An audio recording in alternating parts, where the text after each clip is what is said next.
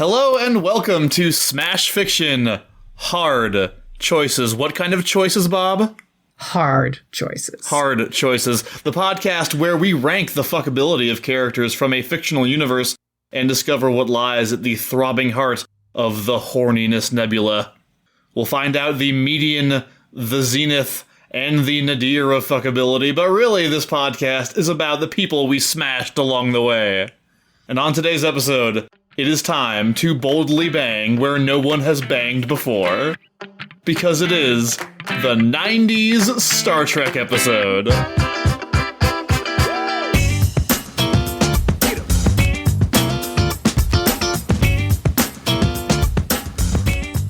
I am your host, Miles Make It Slow Schneiderman. And joining me on this ride are, well, first of all, my lovely wife, Sharon Schneiderman. The first duty of every Starfleet officer is to be fuckable. It is the guiding principle upon which Starfleet is based. Oh, wow. MeganBob. I'm the ensign on this journey into fuckability. And from Mega Dumbcast, Kris Newton. I am programmed in multiple techniques, a broad variety of podcasting. Previously on Hard Choices, we took the one cock ring to rail them all and cast it into the red-hot fires of Mount Damn! In the process, we learned a lot about hobbits, we learned a lot about beards, and most importantly, we learned a lot about MeganBob. Peepums. Peepums indeed. For our second episode, however, we are departing not only Middle-earth, but Earth in general, as we jump on board a sexy wagon train to the stars. It is time to rank the fuckability of Star Trek characters. Specifically, for this episode, we are ranking characters from the 90s Star Trek shows, those being Next Generation, Deep Space Nine, and Voyager. There are a few reasons that we're doing this, one of which is that I think these are the shows that most of us grew up with. They also form a fairly cohesive universe between them. Next Gen, DS9 and Voyager all take place around the same time, and characters frequently make appearances in multiple shows, or even in some case literally jump ship from one central cast to another. But of course, even then, we couldn't rank every major character from all three of these shows, so we have carefully curated a list of 21 90s Star Trek characters. Each of us has independently ranked these 21 characters from most fuckable to least fuckable. And just like we did last time, we will begin by going around and finding out everyone's median character, the one they ranked number 11. We will work our way down through the bottom 10 until we reach the nadir of each list, and then go back up and hear about everybody's top 10 until we reach the zenith of each list. For the most part, everyone will only be offering a brief one-sentence reason for why they ranked each character the way they did, but each of the hosts has three big feels, right, Bob? Everybody has the option to take 3 big feels, but you don't have to take 3 big feels if you don't have them. Yeah, so the 3 big feels interjections which you have available to you means that any 3 entries on each list can be expanded upon into a slightly longer argument. After all the lists have been revealed, we will aggregate them to come up with a single master list of fuckability, and we will also take some time to unpack the choices our friends have made and ask for a few more details. Hopefully this time will be a little bit less Bob-centric in that regard. Before we dive into our lists, as always, it is important to be reminded of the definition of fuckability, and that reminder, as always, comes to us courtesy of the horny genius behind this show's creation, MeganBob. MeganBob, what is fuckability? Fuckability is a nebulous concept, but essentially it is the vibe that you get off of somebody about how they might do a sex. In the same way that you walk into a bar and you cannot get a list of everybody's sexual accomplishments, you merely have to use context clues for how they might do a fuck. This is how you think a character might do a fuck and whether or not you would personally enjoy it. All right. And since fuckability is such a personal, individual thing, it's always useful before we begin to go around the table and talk about where we are all coming from as Star Trek fans. What is your level of Trek familiarity and a 90s Trek familiarity specifically? So let's start with Kris. Yeah, so I'm pretty familiar with Trek, like intermediate, like memory alpha, not memory beta. Okay. I grew up with 90s Star Trek, And I've done a recent rewatch of Voyager, which may skew my perceptions somewhat. I changed my mind about some things. Shockingly, my feelings about sex and sexuality have changed somewhat since I was like 13, 14 years old. So I mean, not everybody can say that, and it's a good thing that you can. Well, I guess we can go next. Sharon, what's your Star Trek knowledge like? So I watched pretty much all of Voyager when it was on originally, and then my dad is a huge sci-fi nerd, so I watched a decent amount of the other Star Treks. It was a little more spotty, my Next Gen and my Deep Space Nine kind of watching, but I have definitely seen enough of the characters that as a child I had my characters I thought who were, they drew up some feels. Right. Yeah, my mom was a huge Trekkie, and we watched a lot of Next Gen together. I missed out on a decent portion of Deep Space Nine when it was coming out, but I have gone back and watched a decent amount of Deep Space Nine. But Voyager was my jam. Voyager, when it was coming out, I watched every episode. I am not like Kris said, memory alpha, not memory beta. I wouldn't go to a pub trivia about Star Trek because I would get my ass kicked, but I have seen at least some of every Star Trek show that exists. Ensign Bob, how about you? I would say that my experience is somewhat similar to Miles and Sharon in that I associate it as a family thing. Mm-hmm. But I would say that our family was Star Trek spiritual, not Star Trek religious. Okay. And so we watched each of those shows indiscriminately. And so to me, they are all one show. I have memories, false memories, of Odo and Janeway having conversations. And unless that, I don't think that happened on the show that never ever. Happened. No.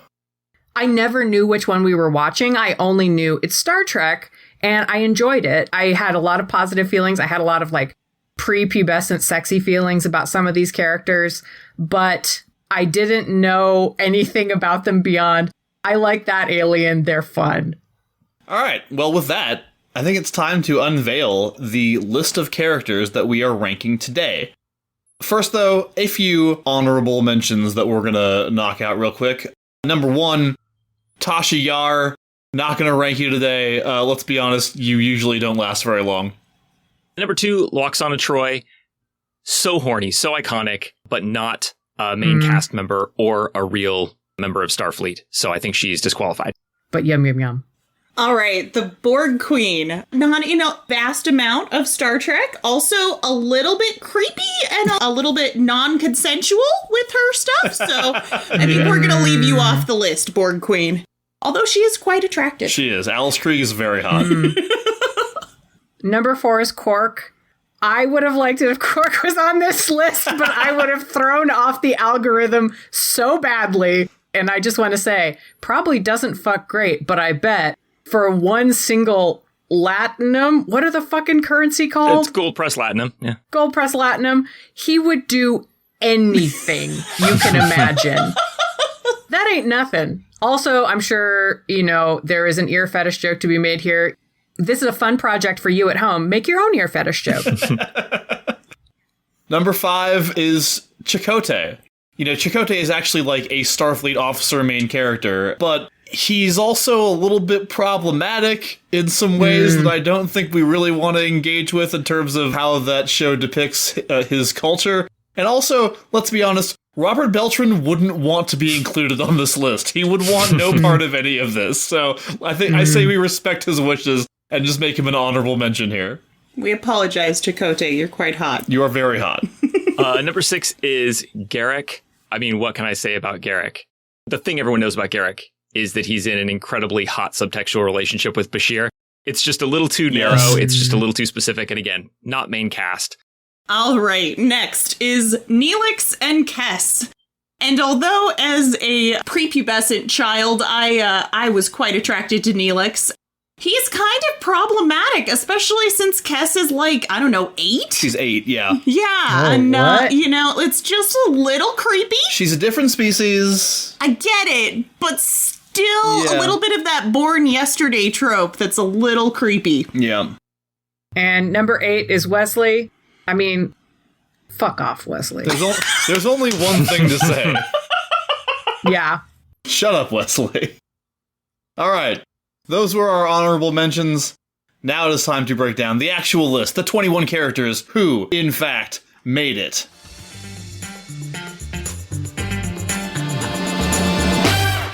All right, number 1 is Captain Jean-Luc Picard, an extremely French human who's captain of the USS Enterprise. Number 2, Commander Will Riker, human, fun-loving but redoubtable first officer of the Enterprise D. Number 3 is Data, the android science officer on the Enterprise. Number 4 is Geordi LaForge, blind human chief engineer on the USS Enterprise. Number 5, Commander Beverly Crusher, MD, a human, the Rye chief medical officer of the Enterprise D. I am surprised you found an adjective to describe her, to be honest. We will talk about that later. Number 6, Worf, son of Moog, Klingon chief of security on the Enterprise and later strategic operations officer on Deep Space Nine. Number 7, Deanna Troi, half Betazoid empath counselor on the USS Enterprise. Number 8, Captain Benjamin Sisko, a human, intense and complex captain of Deep Space Nine, P.S. possibly the Messiah. Spoilers. Number 9, Kira Nerys, Bajoran liaison officer on Deep Space Nine. She is Bajoran military and also very intense. Number 10, Jadzia Dax, Trill science officer on Deep Space Nine and 8th host of the Dax symbiote, a slug thing that got kind of surgically implanted into her. That's right. Number 11, Lieutenant Julian Bashir, MD, a human, the genetically enhanced but still doofy chief medical officer of Deep Space Nine. Number 12, Miles O'Brien, the best named human transporter chief on the Enterprise and later chief operations officer on Deep Space Nine. Number 13, Odo, the slightly creepy changeling from chief security on Deep Space Nine. Number 14, Captain Catherine Janeway, a human, an erratic but indomitable captain of the Starship Voyager. Number 15, B'Elanna Torres. She is the half Klingon chief engineer on Voyager, and she will fuck up your shit. But also fix it. She will then fix it, but first she'll fuck it up. Number 16, Tom Paris, human flight control officer on Voyager, and he's just slightly cocky. Number 17, Forever Ensign Harry Kim, a human, the callow clarinetist and operations officer aboard the Starship Voyager. Number 18, Seven of Nine, who is a human who has been freed from the Borg Collective and now serves on Voyager in some capacity. It's not really defined. Number 19, Tuvok, Vulcan Chief of Security on Voyager. Number 20, the Doctor, emergency medical hologram serving as Chief Medical Officer of the Starship Voyager. And finally, our wild card, number 21, Q, godlike member of a near-omnipotent race, also called the Q, who has interfered with missions of the Enterprise, Deep Space Nine, and the Starship Voyager. That is the list. Those are the characters we are ranking. And now that we have established our characters, we're going to dig into the juiciness of how we feel about the fuckability of these characters. And we start, as we always do, with the very median, your number 11. Kris, as our guest, please tell us who your number 11 is. I have Captain Picard at number 11. Expected him to be a lot higher. Really? But yeah, I rewatched his romance episodes and I just felt like, in theory, he's appealing, but I feel like I'd have a hard time finding the line between horniness and diplomacy. That's not true of everyone. I don't know. Not for me. Starting things off strong. Yeah, Miles, who's your number 11? My number 11 is Data. While I agree that he is both fully functional and programmed in multiple techniques, he's got an innocent quality about him, and he's also very honest. So I feel like you'd be in the middle of sex and he'd be like giving you these really like straightforward suggestions, and I'm just not a vibe that I'm super into. Sharon, who'd you pick? My number 11 was also Data. Wow, okay. Oh. Yeah, Okay. which is weird. So Data is kind of one of my big feels. As a child, I thought Data was the cutest, and I wanted him to be like my absolute best friend. But I think I would rather him be my best friend than actually have sex with him. Also, there's a lot of really fuckable people in Star Trek. That's true. And so he got pushed down just because of that. It was a pretty strong median position. It's a top-heavy list. It is a top-heavy list. I agree with that. And for that reason, my 11 is Julian Bashir. That is the face of someone who can take a pounding, and I am more into that than I thought. All right, we move down the list to number 12. And I'm going to start out number 12 because my number 12 is Data. Okay. And my thought is, but like, what if your vibrator could love you back? So, and also, does he have an orgasm subroutine? Because I want to see what that looks like. Miles, who's your number 12? My number 12 is Benjamin Sisko. I think there's a lot of potential fuckability there, but Chris's description, I think, was super accurate. He is intense and complicated. And I don't know that intense and complicated is exactly what I'm looking for. Understandable. All right, Kris, who is your number 12? My number 12 is Riker. Riker's very charming. I feel like he's somebody who could kind of sweep you off your feet. But for me, like if he's going to pull that shtick on me, he will expect me to sort of put out like one of these women he's always with in 10 Forward, which is not how I'm going to hook up with like a big beardy guy. Like, I think the chemistry is wrong. Okay. Understand. Sharon, who's your number 12? Tuvok. I do like Tuvok, but I don't know if I want logic to be that much a part of my sex experience, Well, my that's sexual illogical. experience. It just seems like, you know, like similar to how you were saying there would be a lot of commentary. I feel like there might be too much commentary. Or there might be intensity, like if we're talking about Pon Farr, and it might get a little scary. Like one or the other is going to happen. True. All right, and now we turn to number 13. Miles, who's your number 13? As much as I feel a kinship with a fellow Miles, Miles O'Brien is my number 13. He's big teddy bear. I appreciate that about him. He's very competent. I feel like he would get the job done. But I don't think Miles O'Brien... Like, here we get to the point in the list for me where it's like, are you going to be good at this? Maybe he'd be very workmanlike, but I just don't know if he's... Ouch! I don't know if he's rising up to the next level at any point. You know what I mean? I think he's got a high floor but a low ceiling. That feels fair. Sharon, who's your number 13? Kim. Although I think he is utterly adorable, I think he would be kind of befuddled. Like, he's so sweet, and I've always just loved him. I love Kim. I think he'd be a little lost. You have to provide some charts, some navigational materials. Yeah. There's a reason he's stayed ensign for so long. Yes. Oh. Yes, there is. My number 13 is Janeway. I know that's low, and I have complicated feelings about it, but I do want to say I'd call her daddy, and I would mean it. Fair enough. All right, Kris, who's your number 13? My number 13 is also Harry Kim, and I have like virtually the same thing written down. He's kind of forming a pair with Riker. I feel like his porridge is too hot, Kim's porridge is too cold. Like, he's too mild-mannered, and so I think that would make it weird. I don't want to have to direct that much. Number 14. Sharon, who's your 14?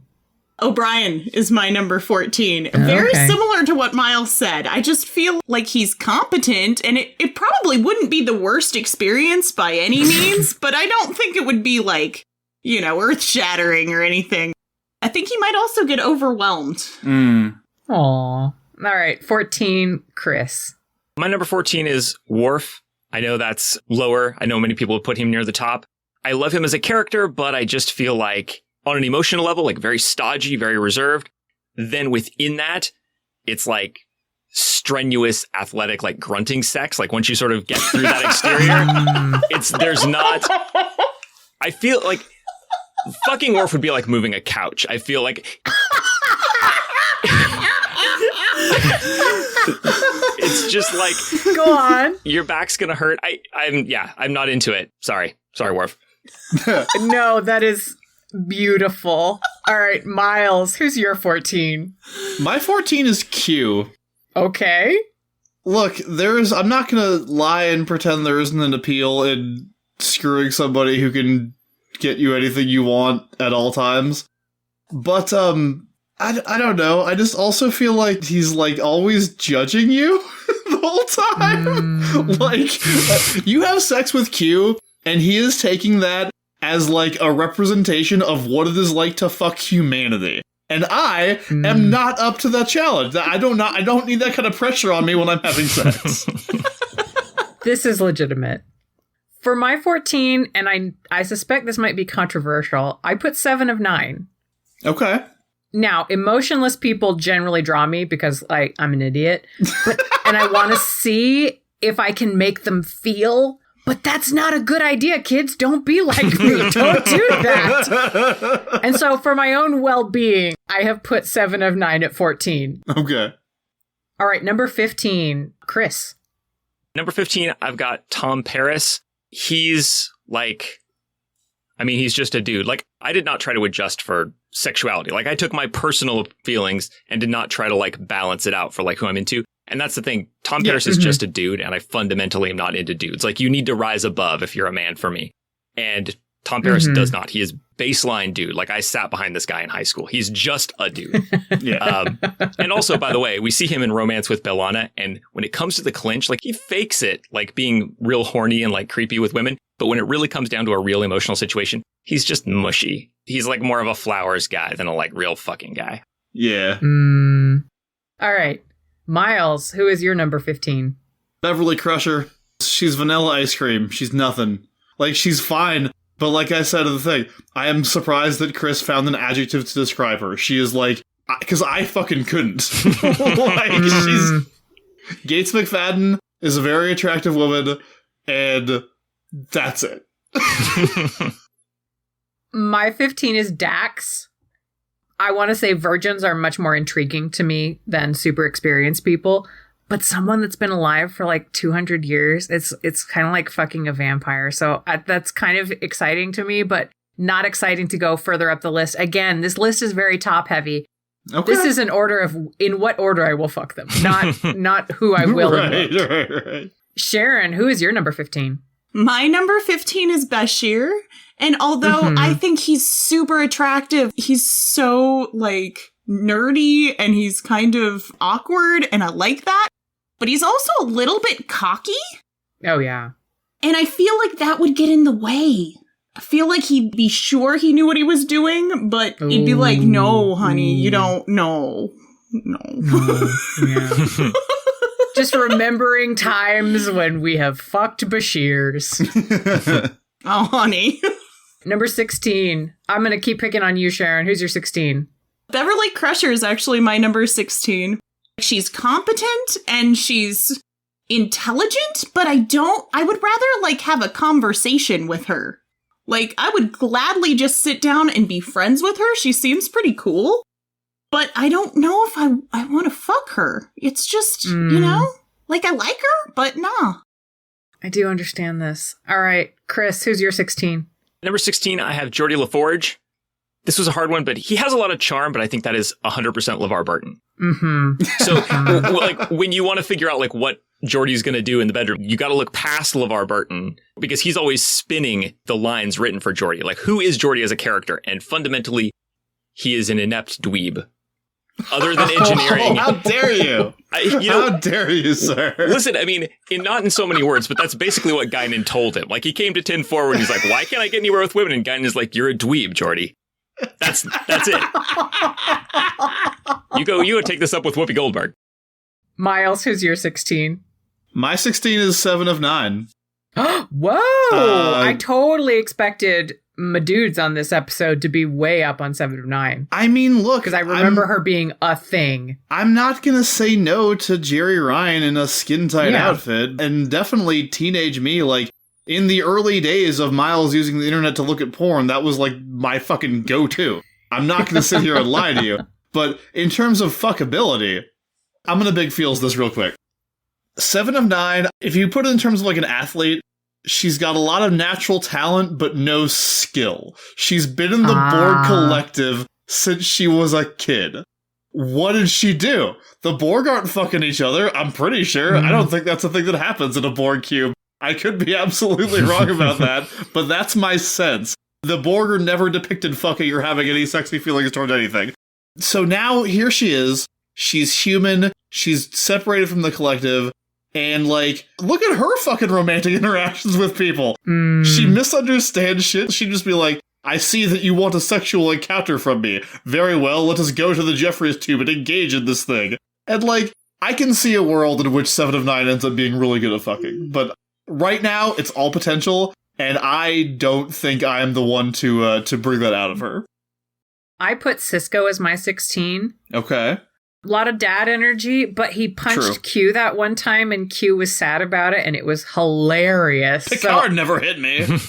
Yeah, I don't necessarily care about fucking Cisco, but I will absolutely fuck the guy who punched Q. Fair enough.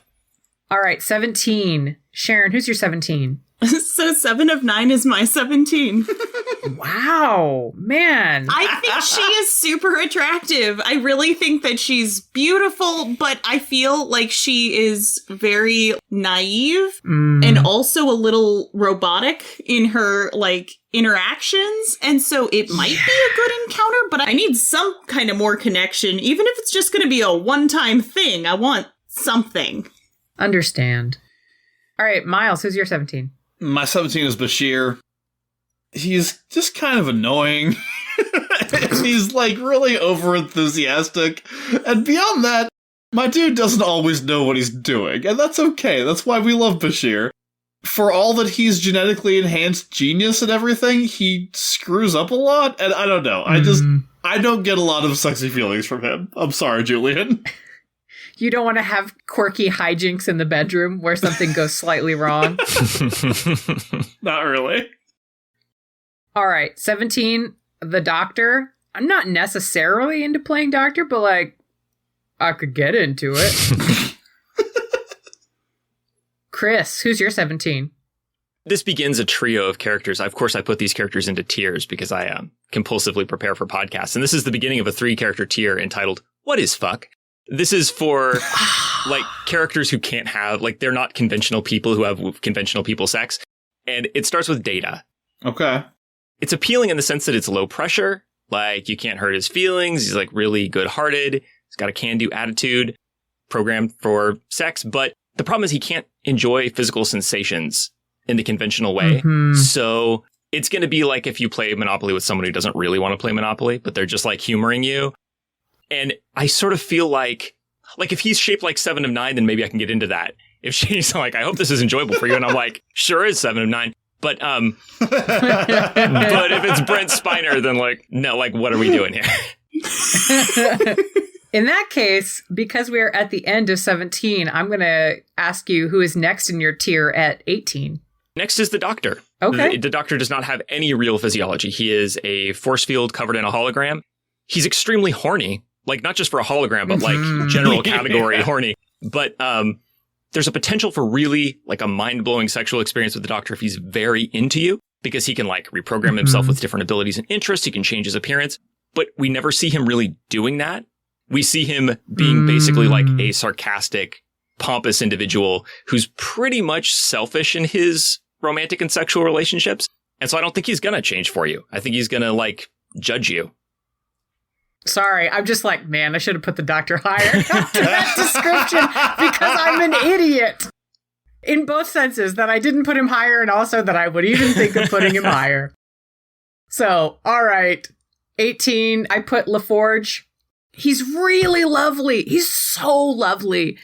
I would be constantly afraid of hurting his feelings because he is just so pure and good. And that is a boner killer for me. I cannot be that upset about like every single potential thing being a thing that hurts you. So no, I'm sorry. I will leave you untouched and beautiful. So Miles, who's your 18? Well, speaking of being constantly afraid of hurting their feelings, my 18 is Tom Paris. Okay. I love Tom Paris as a character. He's one of my favorite characters in Star Trek. I have long contended that he's a better pilot than Han Solo, and I will go to the mat I will die on this hill. But in terms of fucking, I feel like Tom is just the guy who thinks he's really good at sex and actually isn't. Ugh. And if you point it out to him, he'll get very offended. So, Oh, no. That's what you love. Somebody who can't take direction. yes. All right. Sharon, who's your 18? Odo. What? All right. So I get he can shapeshift, right? But I don't want to have sex with somebody who can be anyone. I want to. This is a big flex for me. Bob is like, I want Sorry, to my have sex mind with is melting. that person. Also, he became a bag and melted through like A grate? and it was real icky. And I don't know, somebody who can melt. That's just. Also, he's kind of a dick. He has no nose, but I don't want him to look like anyone else. Yeah. Wow. Icky. I'm sorry. I'm seeing how the other half live, and it's blowing my mind. You're gonna really not like some of my bottom people. That's all right. That's all right. I know one of them, and I accept that many of these people are there for good reason. Wait until you see my number one. You'll just... Okay. 19. Who wants to go for 19? Miles? My 19 is the doctor. When you have sex with the doctor, one of two things is going to happen.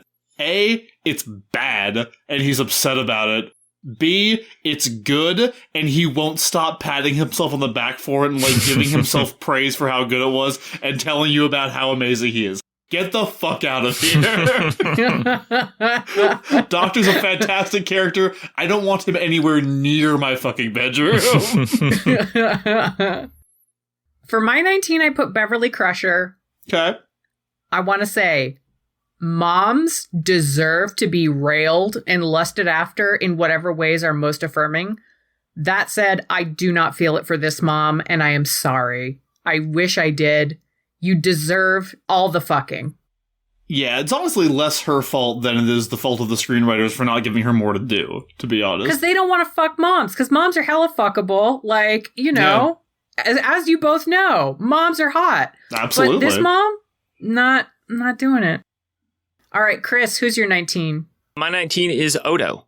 He's a mystery to me in terms of like the physical mechanics of this. Like, it's never clear, like, does he have organs? Is he just goop in a human shape, or like, is he mimicking people? But what I do know, he's extremely reserved, a real lack of emotional intelligence. He's noble, but like, I think to get a good time out of Odo, you need like a long-term relationship. And once you get there, like, I mean, when he quote unquote fucks Kira, what he like turns into golden light or something, which is like, I mean, that's a sex stunt. That's not like it's just a trick. I mean, so I'm not into it. Like, the payoff after years of wooing this fucking blob of goo is that I get shined on. Oh, I'm glad you agree with me, Kris. Oh my God. All right, Sharon, who's your 19? Paris. He's a very pretty man, but he is one of those people who would just be absolutely terrible in bed, think they're a god. Like you said, have that thing where they'd be like, if you were honest about how bad it was, they'd just be devastated. Or he'd like blame you. Right, yeah. Oh, no. He does that a lot. I don't know. I feel like I've experienced a Paris or two in my life and not enjoyed it. No, their number gets deleted. That's how that works. I don't know if I'm going to be shocking or not, but I'm going to go to number 20. My number 20 is Riker. Wow, okay. He would not even be on my radar. He is so boringly hot that I don't think I would even notice him at the bar. That's not his fault. That's a me thing. I have cultivated a love of weirdos, and I just don't see hot people. It's like my gaze just slides right off of them. I struggle to perceive Riker whenever I see him. I'm like, what am I looking at? Sharon, who's your number 20? Q is my number 20. Oh, I'm surprised he wasn't 21 because I knew that you have very strong Q feelings. He is an attractive person. Like, I see him as being like a very attractive person, but his personality is utter and complete garbage. He's such a dick. He's such an asshole. He just likes fucking with you. Like, he's such a dick. I just don't want to experience that. I want some kindness. Sure. I need something not... You don't want somebody who's going to, like, go, surprise, snakes! And you're like, oh, come on. Look, perils of fucking a deity, you know what I mean? Yeah. All right, Miles, who's your 20? My 20 is Odo. Fine. All right. What's your problem, Miles? Look, shape-shifting can be fun. Do you know what Odo never is? Ever, on any occasion? Fun. Ever. Alright. That's fine. Also, he looks like he spent too much time at the dryer.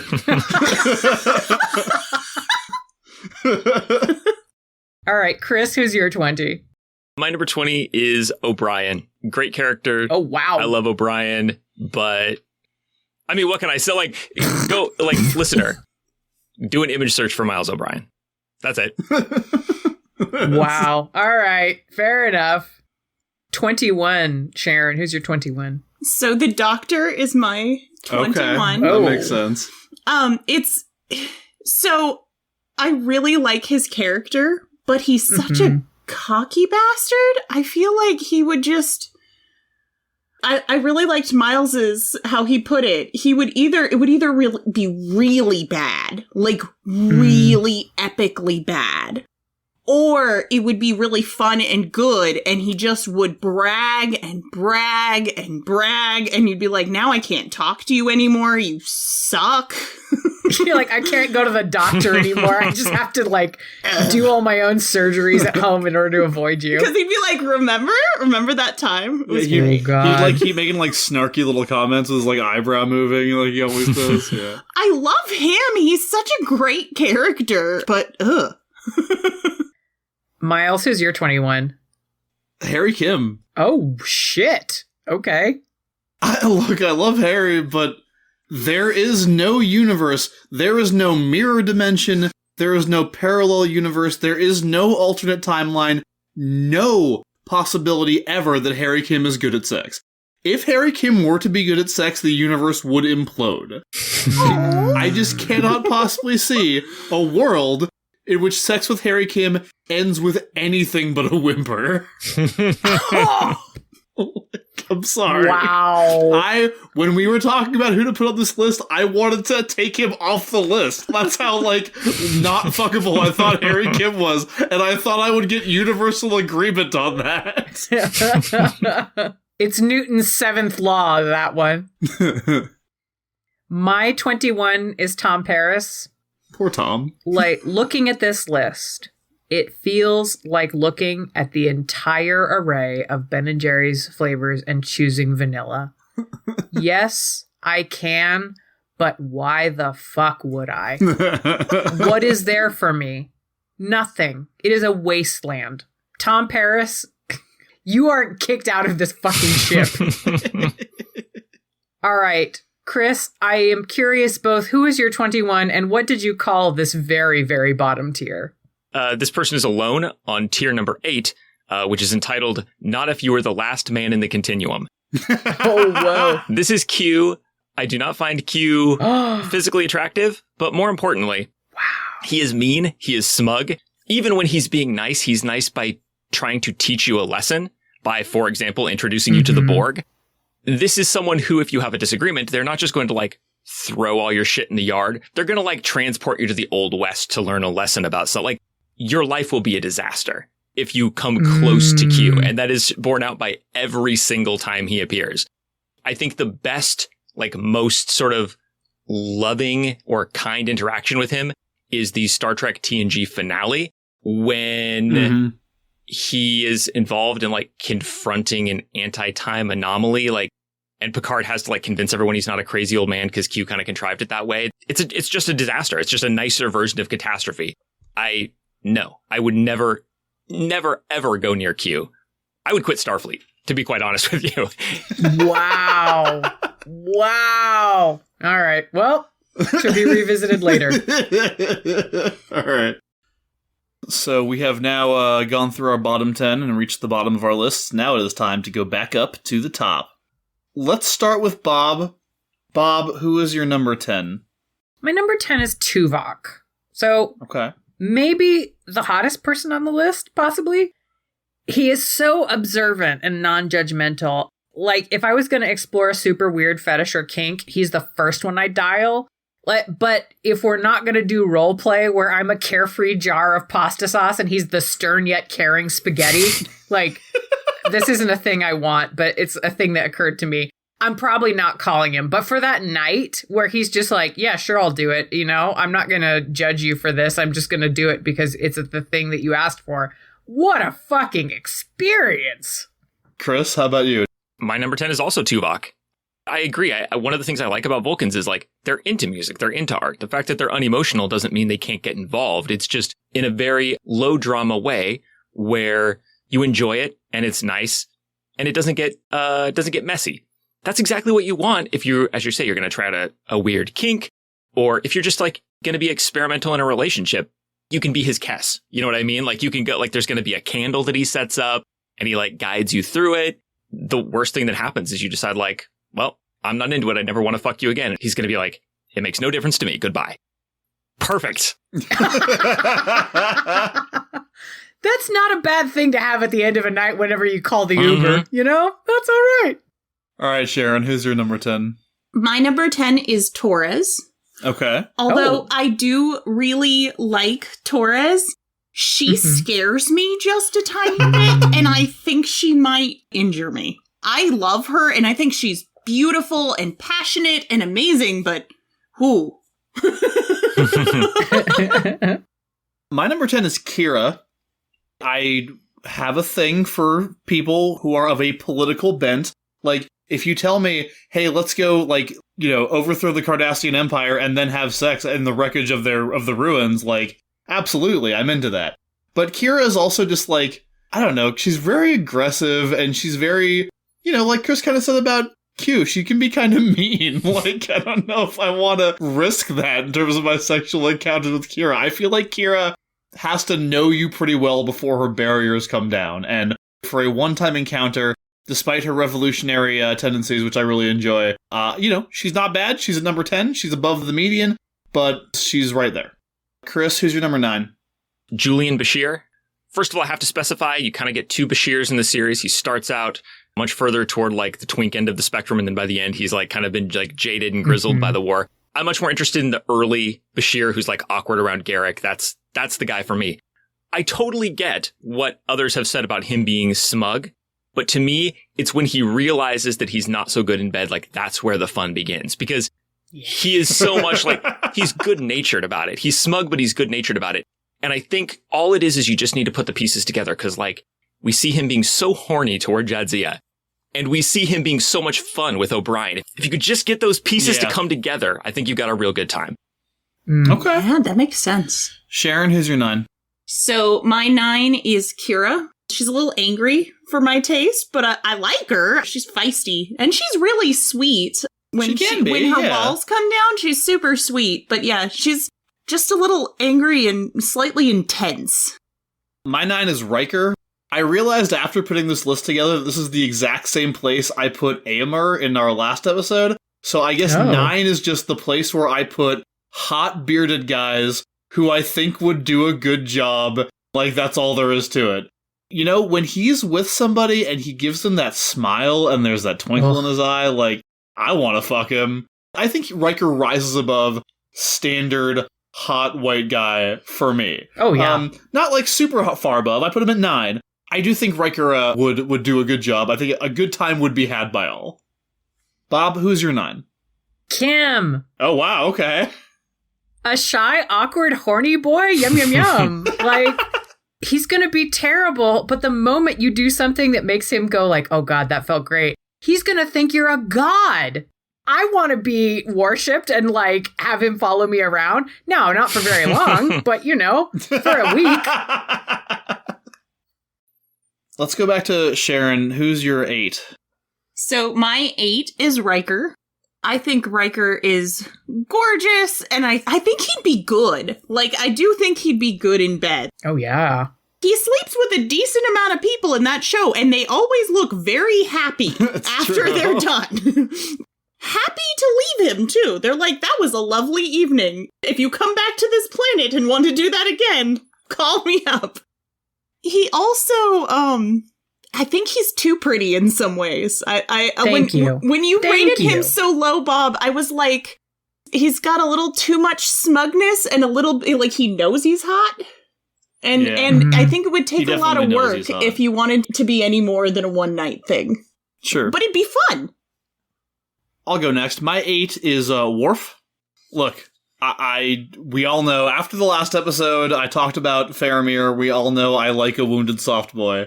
Yes, you do. Worf is kind of the ultimate wounded soft boy. He's very closed off, but if you can get past it, he's also very insecure and really just needs somebody to love him. I also read a lot of those old Starfleet Academy books, so I'm very familiar with, like, Worf's childhood and how he grew up, and I just want to give him a hug. So that's my feelings about Worf. I want to hug him and hold him close to me. Aww. Bob, who's your 8? O'Brien. Okay. If you have not met my other half, you may not know this about me, but a long-suffering sigh of fond resignation is something of an aphrodisiac for me. Oh my God. I cannot get a fucking enough of it. I would follow him anywhere. That's so Neil. That's so sweet. I just want somebody to go, all right. Oh, God. Love it. Love it. Okay, Kris, who's your number 8? Benjamin Sisko. And this is my big feel. Pause for music. So here's the thing about Sisko. He has this big Shakespearean energy. I think he does everything that way. I think fucking is no exception. I love the intensity. I love how demonstrative he is. Like his feelings, all of his feelings are like right on his face and so compelling. I mean, great looking, but also there's more to him because he also has this tenderness to him. The way he loves to cook, like he's a great dad. He's whimsical. Like, have you ever heard him giggle? That is not what you associate with somebody who has his demeanor. So I feel like you get the full experience. Like, who else on this list in the same night is going to probably both bellow and also kiss you on the forehead? Only Worf. And Worf does not giggle. So I feel like for the whole spectrum, this is the man I've put highest on the list. And I had a real conflict here. Like, he probably should have gone above some of the women on the list. This tier is entitled Exciting Gay Answers, and it comes right below Boring Heterosexual Answers. Right. With that said, Kris, let's get into Boring Heterosexual Answers. Kris, who is your number 7? Here's another big feel. Beverly Crusher. Okay. Good for you. Here's the thing. Beverly Crusher is hotter than you remember. She's really smart. She's sarcastic, too. She's funny. She has this really compelling artistic side. There's more to her than her job, for sure. She's got such an interesting relationship with Picard. So, like, the old flame thing she has going with him, it's like she's come through this one relationship, and there's always this, like, will they, won't they with this other person who he's a friend, but he's also her superior, but they're also in love. But how does she manage that, knowing the position he's in? It's all very complicated. The problem is it so rarely comes through. And so I think Crusher, she's punching way below her weight. She's an incredibly hot character, but she's one of those people who, like, maybe you have a great time with them once, like not necessarily sexually, but just like hanging out with them, like, oh, that person's awesome. But then when you meet them again, it's like, where's their personality? Like, where did it go? In most situations, it turns out this incredibly cool person is just like doing nothing. They're just like flat. They don't show it. That's who Beverly Crusher is. So you might get lucky. Like that one time that you're fucking Crusher, she might really like show up with like the wit and the sparkle that we know that she has. Probably, I imagine her saying like, I'm sorry, I'm just distracted by blah, blah, blah. This is happening in sickbay, ethical medical dilemma. That's probably what's going to happen. But maybe, I don't know. The chance is always there. Keep the dream alive. Yeah, dream big. All right, Bob, who's your number 7? Worf. I get big, gruff, but secretly marshmallow in the sheets vibes, and that is very appealing to me. Who doesn't want to just curl up on Worf's chest? I submit to you, no one. It's true. I went ahead and put Torres at 7 for me. I thought the Klingons, she's only half Klingon, but I thought the Klingons kind of needed to be together, because I feel a similar way about the two of them. I think that Torres also is like, once you get past the exterior, she also just really needs to be loved and needs somebody to believe in her, you know what I mean? Which is, what we see a lot through her character arc on Voyager. And also, I put her above Worf because I think she's hotter. Tough but fair. Sharon, who's your 7? Cisco. I really like the dad vibes. I think he's really cute. I really like the fact that when he first comes to Deep Space Nine and he is kind of meeting everyone, the way he interacts and manages it all, it's both kind yet funny, yet also, like, he's not going to take nonsense. And I really loved that, like, he shifts how he talks depending on the person, but not like who he is. He knows how to adjust his communication style. And so if he wanted to tell you he wanted something different, I feel like he'd be able to do that in like a really sweet way. And I feel like it'd just be fun times. Well, Bob, who's your number 6? Torres. Okay. Okay, in real life, she's the tank on the roller derby team, and I would be obsessed with her. Please growl at me and tell me to get out of your way. And she also reads romance novels like Heart Eyes. That's true. I forgot about that. Kris, who's your 6? My number 6 is Deanna Troi. Gets off to a real rocky start in TNG for me. Nobody looks great in early TNG, but yeah, it's true. She spends the entire series getting hotter. They give her more to do. Once they get her into a uniform, they're giving her more personality. I think, honestly, as much as I don't like the relationship, her initial, like, getting together with Worf is charming. I like that episode. It makes me feel like I don't like them together, but they both separately seem cute. And she's, like, strong on fundamentals. Like, she's nice. She's emotionally intelligent. Sexually, she seems like fun and not repressed, but also really, like, well-adjusted. She's a charming woman. She's like, a little boring. I think once you've fucked Deanna Troi once, then it's like either you're going to make, like, a career out of this, like Riker did, or you're done. Like, you've pretty much seen what you're going to see.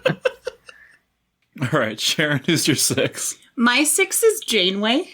I like her, kind of her conviction, and I feel like she'd be firm yet gentle, and she'd know what she wanted, know how to tell you what to do, and I think she's a delightful woman. It's terrifying how similar our lists are. My 6 is also Janeway. Oh my god. Janeway, I don't really see much of a downside. Sometimes she can, go a little bit over the rails, you know what I mean? Sometimes she can act in very unexpected and extreme ways that might take the session in directions that I wasn't ready for it to go. But she is very compassionate, she's very empathetic, she's got strong, I'm gonna take care of you vibes, like, I'm gonna, tonight you're gonna have a good time if I have to fucking kill somebody to do it. I am in a Facebook group called I Would Follow Janeway into Hell, and that is true. I would also follow her into the bedroom. Legit. So let's go back to Sharon. Let's get into your top 5. My 5 is Deanna Troi. Okay. I think she is like a superpowered Pisces, and I'm married to a very Pisces person. I think I could really handle the squishy, like, emotional empathy vibes. It would be really fun. She's also quite lovely. I like how kind she is. I think it could get a little intense with the emotionality, so may not be the best sex, but it also would be really fun. And she'd know what you were feeling, which would be kind of cool. Like, you couldn't hide, like, your emotions. It would be, like, therapeutic as well as fun. All right, Kris, who's your number 5? B'Elanna Torres. She is, once again, part of a pair. This tier is entitled, Today is a Good Day to Die. These are the women that I'm scared of.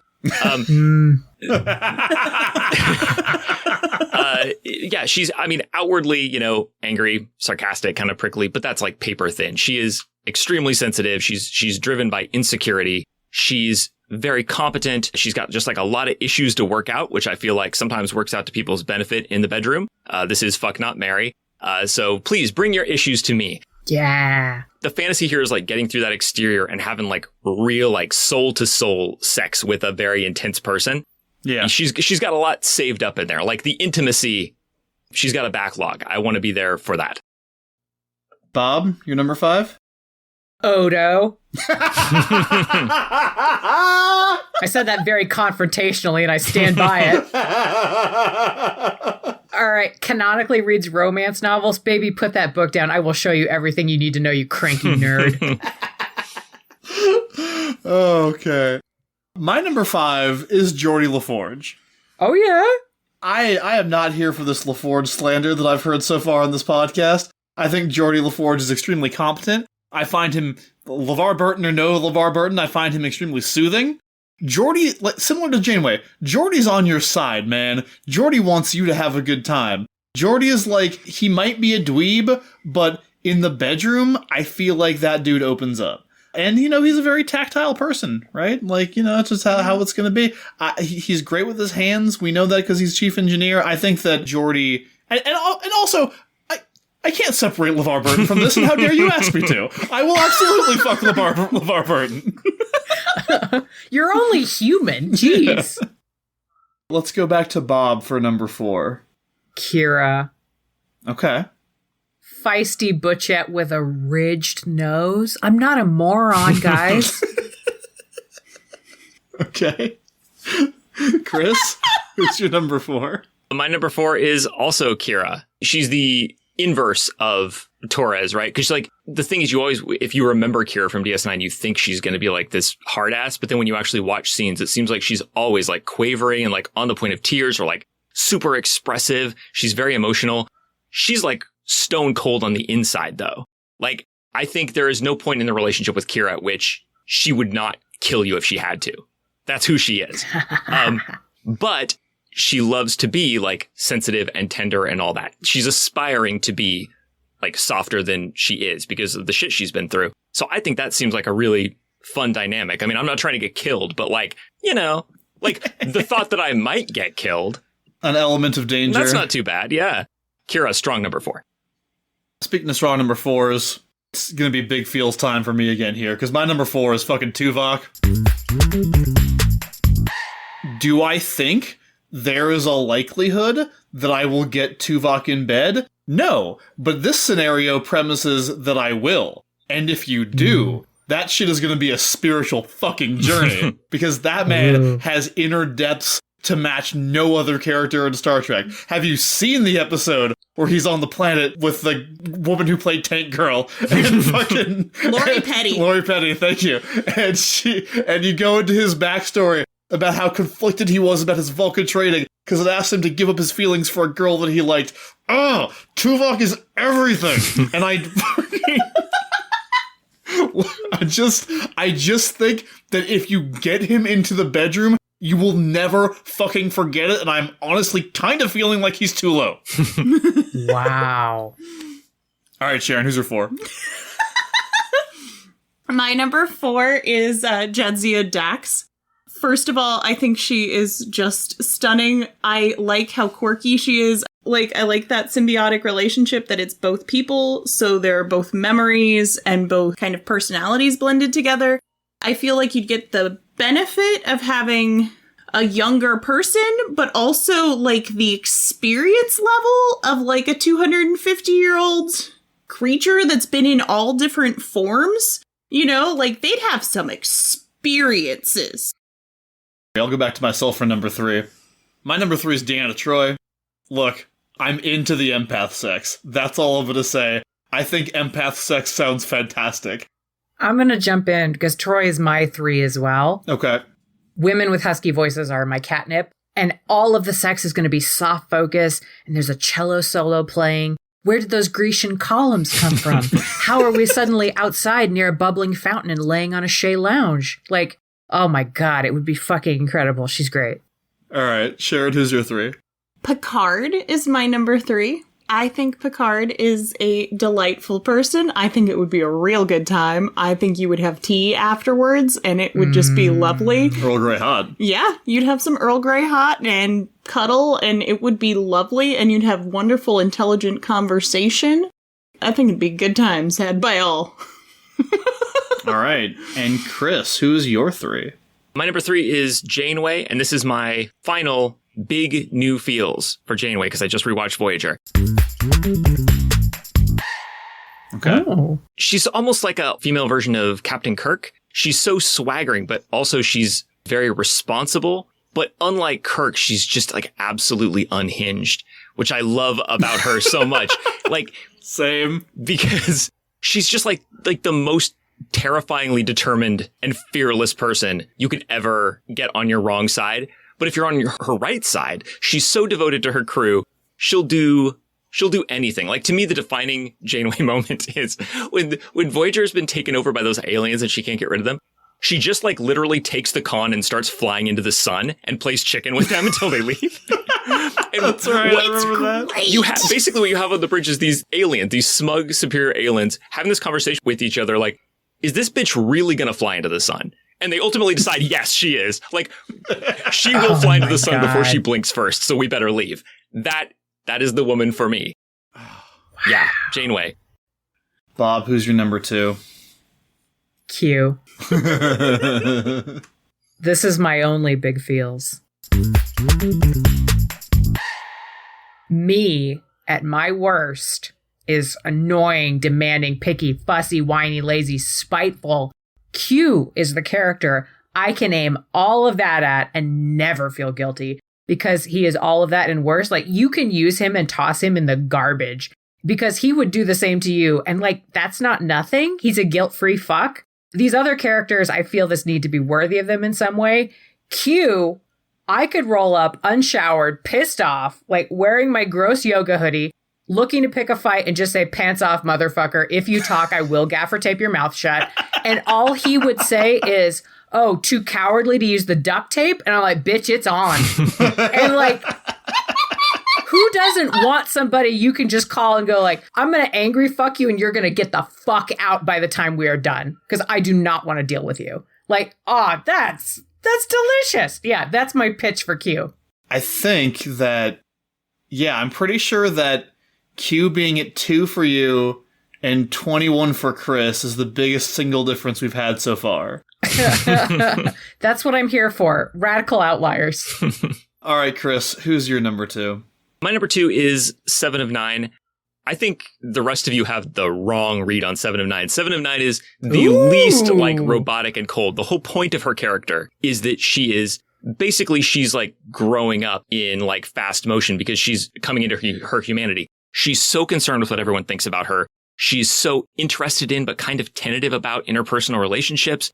She is like the ultimate soft, sensitive character on the inside with the cold exterior. And we never quite get the scene where she like finally makes that connection that she so wants and like shows that passion. Like, there's an episode where she's on the holodeck and she has a whole simulation of her being like a real friend to the crew and like developing all these relationships, but she's too ashamed to show it to anyone. Wow. That's who she is inside, but we never quite see it come out because at the end of the series, they hook her up with Chakotay and it's absolutely wrong. If she hooked up with Janeway in that episode instead, we're talking about the most explosively sexual Star Trek finale. It would be unbelievable. But that story is as yet untold on screen, and I would love to be a part of it.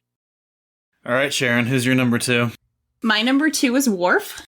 He's so like battle driven, right? And so intense.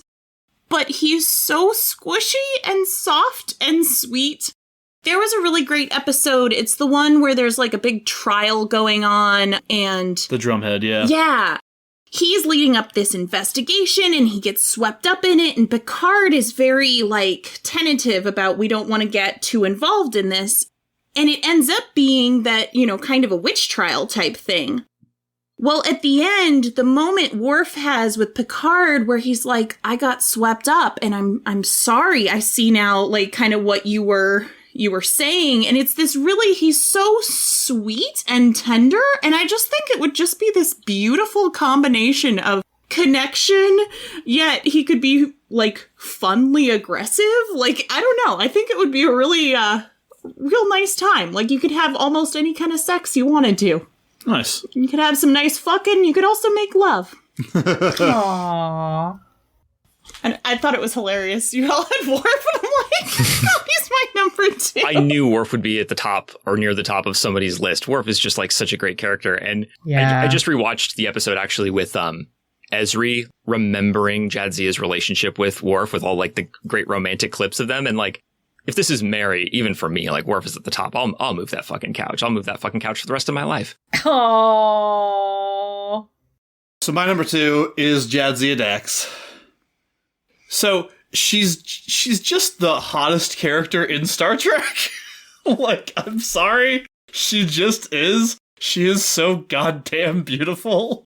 And also, like I think Sharon mentioned, like, I like the experience, and I like the fact that she has experience, presumably, fucking as lots of different kind of people. Like, this is what I want out of Odo, but will never receive. Because Odo is no fun. All about Jadzia.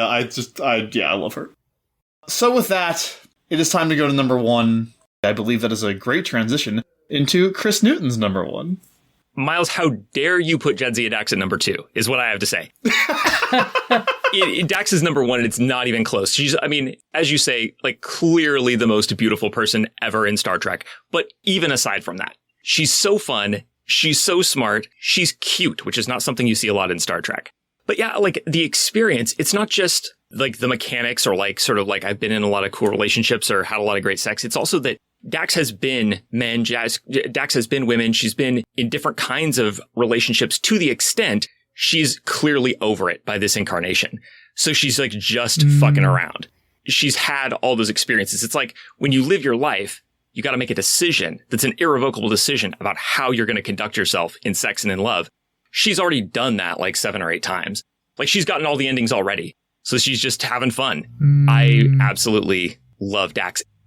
Well, let me tell you, Kris, how she could possibly be number 2, because she had to be number 2, because there was only ever one clear number 1, you monster, and that's Jean-Luc Picard. I am sorry, I understand that it's the expected response, whatever, but fucking, that is number 1 for me. And okay, big feels time. Jean-Luc Picard is everything. Like, cold and calm and like whatever, dude. And you see that guy's passion come through in so many different episodes. He gets fired the fuck up. And like, maybe you don't actually see it in his romantic relationships because you never actually see him having sex. And also because like his romantic partners are never really that great. Like Vosh, kind of, I guess. But like, for the most part, like, you remember how he is in the episode where you flash back and you see how he got his fucking artificial heart? Mm-hmm. Like, that is the core of Picard. Picard is compassionate. Picard is commanding. Picard is also extremely passionate but calm. And like, he is fucking, he is the ultimate. Picard might be the most fuckable character in fiction. Miles, I also have Jean-Luc Picard as my number 1. Okay. I'm surprised by that, actually, Bob. I realize this, and I do feel basic choosing him, but it's all the goofiness, all the loveliness, the passion, and this utter willingness to accept when things are often an absurd mess. I feel like he is this creme brulee, like there is this thin crust to get through, and then it's nothing but like gooey pleasure all the way down. He's just perfect. And that's frustrating to me because that's not usually what I go for.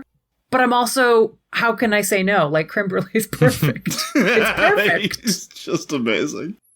All right, Sharon, hit us with your number 1. So, my number 1 is Geordi LaForge.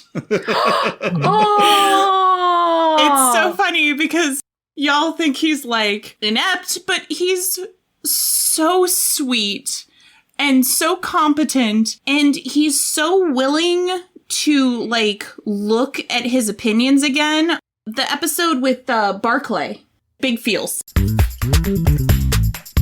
So there's, like, this episode where Barclay is, like, this kind of nerdy guy, and he's, like, kind of socially anxious. And Geordi LaForge goes into the holodeck and, like, really kind of learns who he is and, like, starts to figure out why he's never on time and why he's not around, and kind of pushes to make that connection with a character who might have been really difficult to make a connection with. And I just think he'd be really sweet. I think He's been passed up too many times because he's a soft, squishy, adorable nerd. All right. Like me some Geordie LaForge. Those are our lists. All right, so I'm going to start working on this aggregate list, but in the meantime, let's unpack that. So, in this segment, everybody gets a chance to interrogate another host about one of their choices. So, who would like to go first? I have a question for Kris about Kira, because we both had Kira at number 4.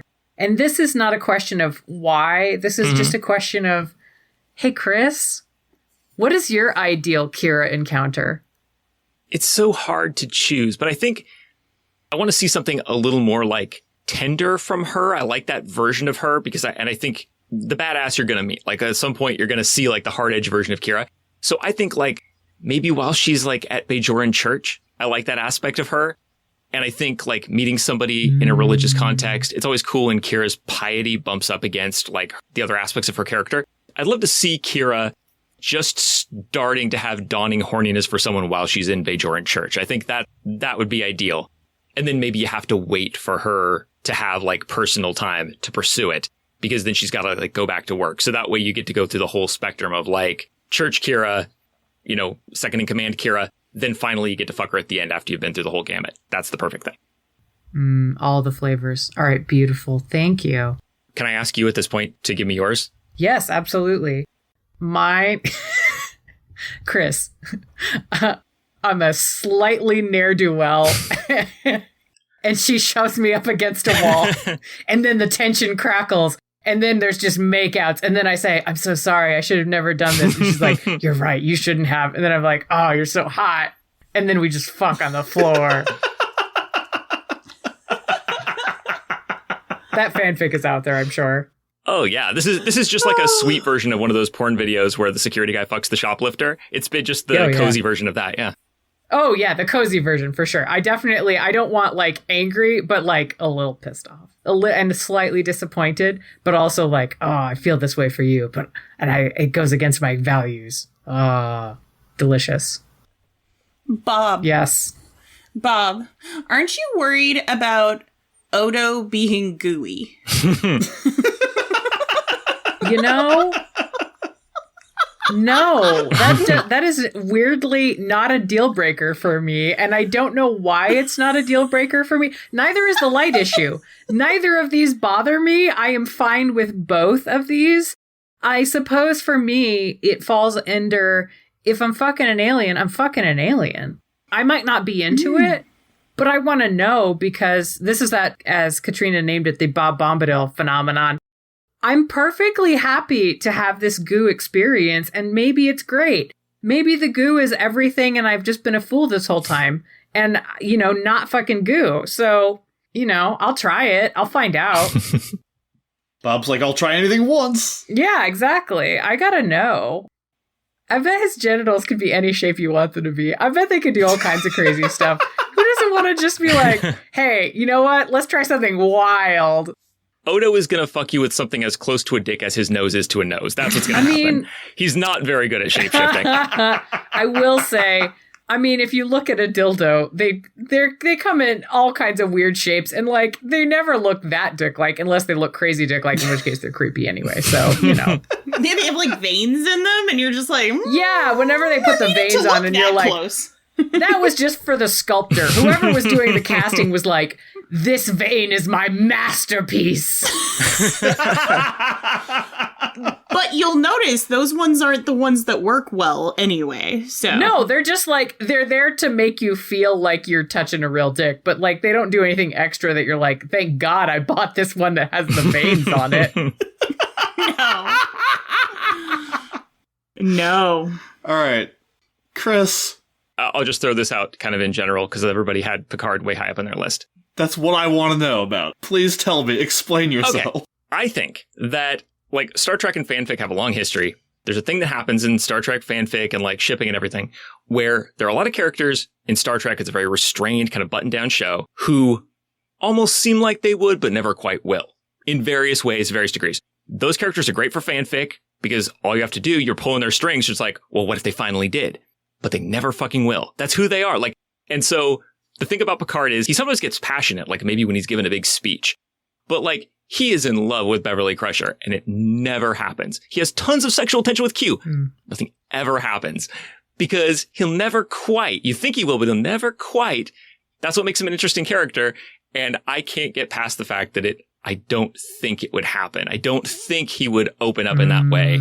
I think he would not quite. Well, but it will, though. That's the premise, though, Kris. The premise is that it does happen. He'll fuck you. I don't think you're going to I think you're going to come away dissatisfied with like, oh, I know there's this like sensitive French man inside, but all I got was this cold French dick. Why is it cold? I fucked Picard and all I got was this cold French dick. Oh my god.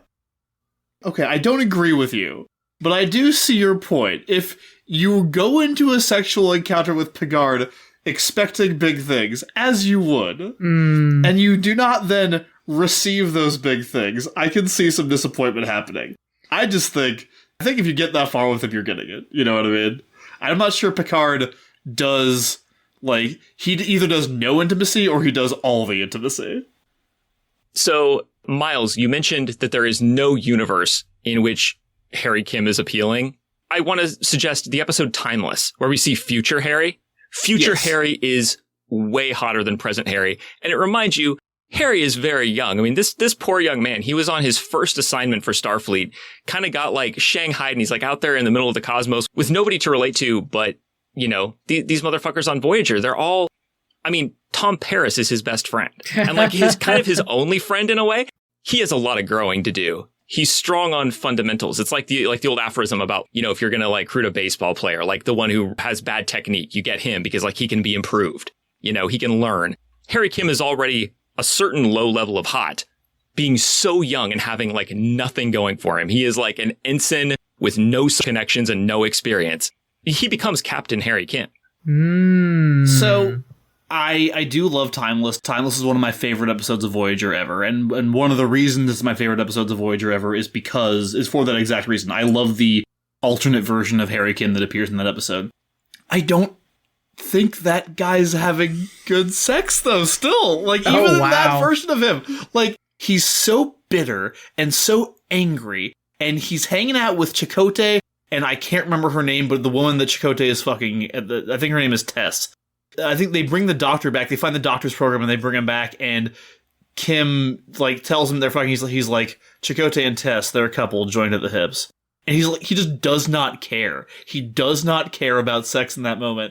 I think that you're right. He does have a lot of growing to do, but just he's so awkward. He's just such a little kid in terms of his romantic relationships. I think maybe it was Sharon who made the good point. Like, there's a reason he's never been promoted. Like, it's part of his personality. I'm sorry. All right. It is time to unveil the aggregate list. Let's get it. Because there are a few ties, we don't start at 21. We instead start at 18. Number 18 on the aggregate list is the Doctor. Oh, wow. Number 17, Tom Paris. He's too high. Number 16, Odo. He's too high. Bob dragged him up to number 16. I will carry him to number 1, baby. Number 15 is a tie between Q and Crusher. It seems unfair to both of them. Poor Crusher. Number 14, despite my best efforts, is Kim. Number 13 is O'Brien. Number 12 is Bashir.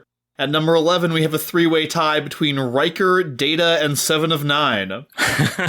That's weird. They're all pretty hot, though. At 10, we have Cisco. We have Geordi at 9. Ooh. Tuvok comes in at 8. Worf at 7. Torres at 6.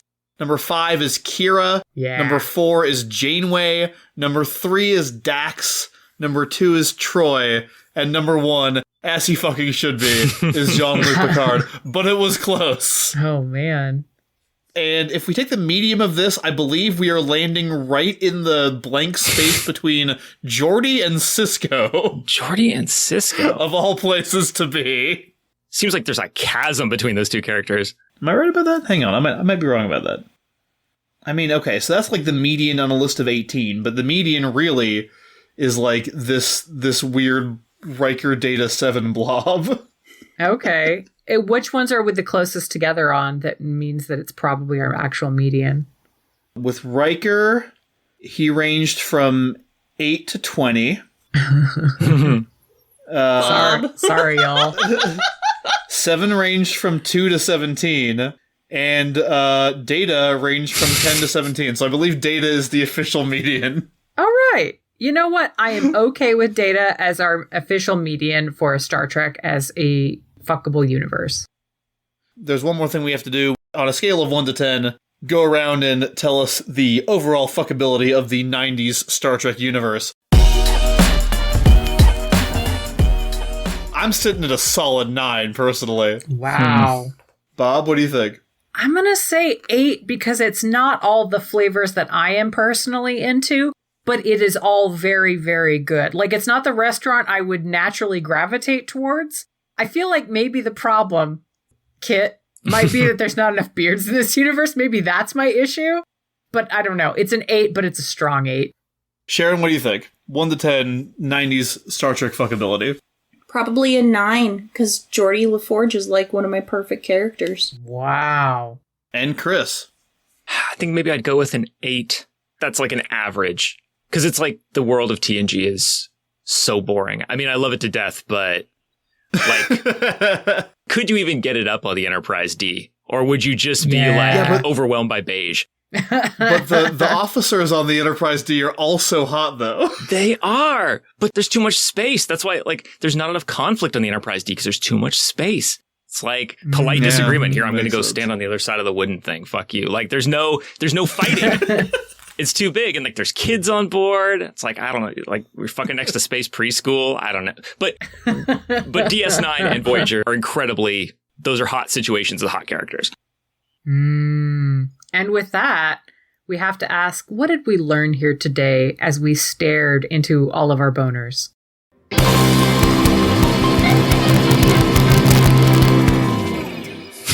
Maybe you learned nothing. When you put it that way. That was a really horrific mental image.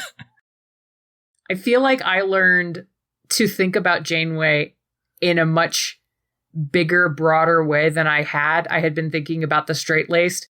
And Kris, you really blew my mind and have made me think, maybe I'm not a brave enough bisexual to go where space could take me, to have this explosive, mind-melting encounter with Janeway. But you've made me hunger to go to this place, Kris. And I am Janeway curious now in a way that I was not previously. Yeah, I think in general I learned that these characters have a lot of hidden depths and that you can interpret them a lot of different ways, you know what I mean? And that Star Trek has always been good about that. And maybe not always, but, you know, in the 90s, I think one of the real strengths of 90s Trek is that you really do have these super compelling characters that you can read in a lot of different ways and get a lot of different things out of depending on your own experiences and how you see them. I considered whether to like balance this list for my own orientation. And part of the reason I decided not to is because I realized there's actually a pretty big difference between the way I was treating the men and the women on this list, in that especially like if I can't show a dude a good time, then it's a non-starter. That was the biggest takeaway for me. And so that was a revelation to me. I'm like baseline not interested in fucking a dude, but if I'm going to, like, I need to be able to like pull my weight. That's important to me. In a way where, like, if a woman wants to, like, pity fuck me, that's not the best, but it's like, you know, like, keep talking. Like, oh, maybe. Like, I'm not saying no. All right, honey, what'd you learn? I really liked Kris's argument about Beverly Crusher, and I feel like that made me look at her in a different light, and I really liked that because I really like her character. And then it was fun writing the list because I learned some things about myself. I was like, this is an interesting list. I don't know. It was just fun, like, seeing my own ranking and seeing who and what qualities I found most attractive. That was fun. All right. Well, thank you, Kris and Sharon, so much for joining us on this bizarre ride. Yeah, absolutely. It's so much fun. do people have shit that they want to plug before we get out of here? I got a couple of things that I feel like I have to mention. Number one is that over on the Patreon for Mega Dumbcast, I do a second podcast called Fuck, Marry, Slay that is about fucking vampires. So, we're ranking fuckability. It's a very natural choice. If this were Netflix, when this podcast is over, it would recommend go listen to Fuck, Marry, Slay. I agree with this. Do it. It's worth the Patreon money. Absolutely. You will never regret it. Not related to Star Trek, but my wife, Katrina Ernman-Newton, was on your last episode. And I suggested that she plug a webcomic called Alfie. If you want to see people fucking hobbits in a hot way, the webcomic Alfie is for you. I think she did not plug it, so I am going to plug it myself, even though we're not talking about hobbits otherwise. Go read Alfie. It's a great comic. And my axe, Kris. And my axe. That's right. And if you're listening to this, you probably know where to find Bob and I. We do our wrestling podcast, The Next Wrestling Fan. And then Bob, of course, is also one of the genius minds behind Garden Plots with Skeletor, which if you are not listening to, you're making such a huge mistake that you don't deserve to be the Warlord of Eternia if you're not listening to Garden Plots with Skeletor. So it's definitely a thing you should be doing. And that brings us to the end of this journey through space. Thank you for riding with us. And we will be back at some point in the future to surprise you with more horniness on Smash Fiction, Hard Choices.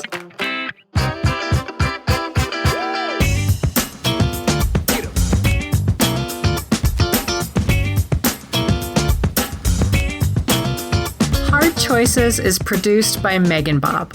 Our theme song is Funk Me by Soundroll. This piece and all music used in this production is licensed through Uppbeat. You could find details in our show notes and listen to more great tunes at uppbeat.io, uppbeat.io. The Smash Fiction logo is designed by Claire Mulcairn. If you'd like to get into touch with us, look for the Smash Fiction Fan Faction on Facebook.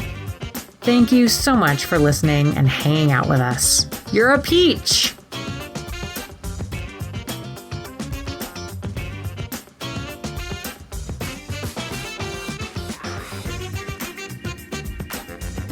Yeah, Janeway. Also, White Suit Janeway from the World War II simulation. Oh, Tank top Janeway. I told Miles, I'm like, tank top Janeway when she's got like a cut across her cheek and her hair's pulled back and a little must and she's in a tank top. It's like, whew. Yeah, this is the year of hell, but it feels like heaven to me, baby. Yeah! Well done.